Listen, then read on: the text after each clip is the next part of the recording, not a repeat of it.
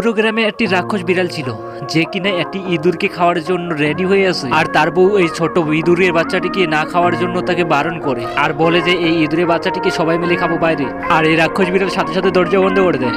তবে রাক্ষস বিড়াল মনে মনে বলে যে নিজের পেটে ভাত নেই আর অন্যজনকে খেতে দেবে। তবে তার বউ পাঁচির উপর দিয়ে আসতেছে তাকে বোঝানোর জন্য যে এই ইঁদুরের বাচ্চাটিকে যদি আমরা না অন্যজনকে ভাগ দিই তাহলে আমাদেরকে প্রথমে ধোলাই দেবে। আর এদিকে বিড়ালটি বেলুনে একটি বোম ধরিয়ে দিয়ে ছেড়ে দেয়। তবে তার বউ সাথে সাথে তো বাস্ট হয়ে যায় আকাশে। আর এটা দেখার পর তো গ্রামের সব বিড়ালগুলো তাকে আসতেছে একটা কাঠ ধরে তার এই বাড়িটাকে ভাঙতে।